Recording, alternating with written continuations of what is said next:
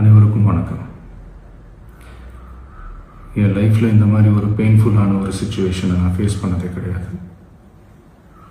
மனசு முழுக்க வலி வலி மட்டும்தான்.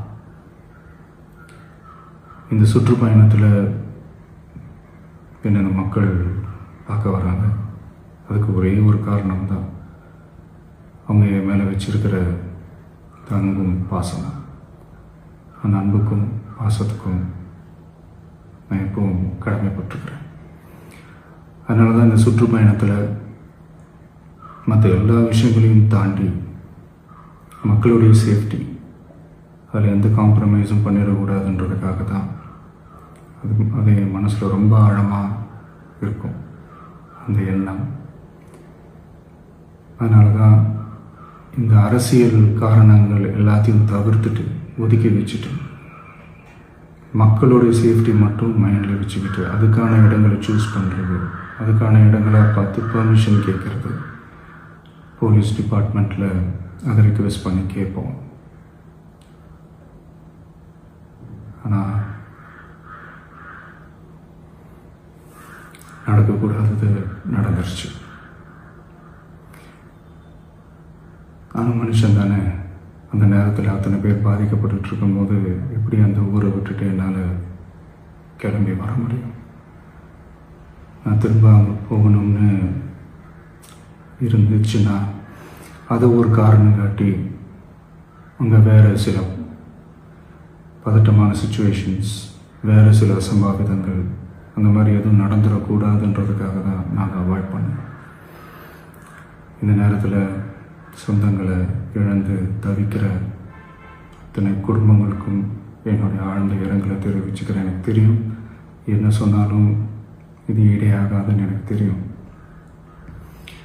ஹாஸ்பிட்டலில் ட்ரீட் பண்ணிகிட்ருக்கிற எல்லாருமே சீக்கிரமாக க்யூர் ஆகி வரணுன்றது இந்த நேரத்தில் நான் வேண்டிக்கிறேன்.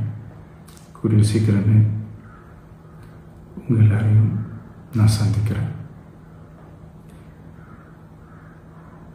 இந்த நேரத்தில் எங்களுடைய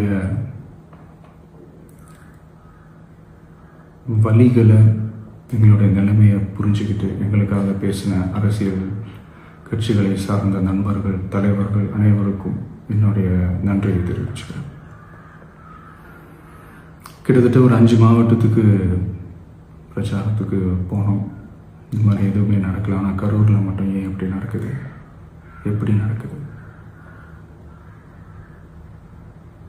மக்களுக்கு எல்லா உண்மையும் தெரியும்.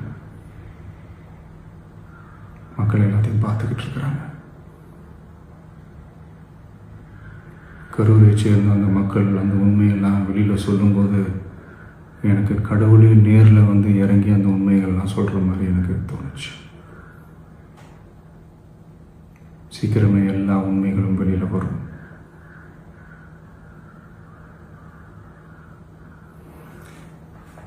எங்களுக்கு தரப்பட்ட இடத்துல நாங்கள் போய் அந்த ஸ்பாட்டில் நின்று நாங்கள் பேசிட்டு வந்தோம். அதை தாண்டி எந்த தவறும் எங்கள் சைடில் நாங்கள் எதுவுமே செய்யலை.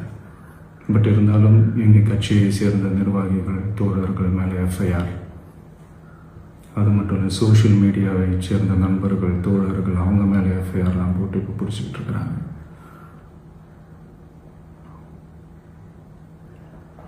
சிஎம் சார்,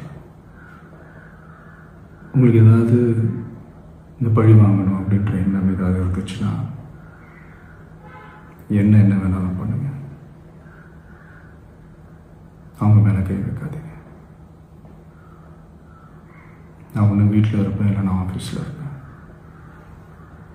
என்ன வேணாலும் செய்யுங்க.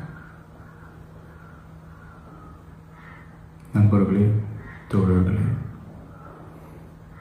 நம்மளுடைய அரசியல் பயணம் இன்னும் ஸ்ட்ராங்காக, இன்னும் தைரியத்தோட கண்டினியூ ஆகும்.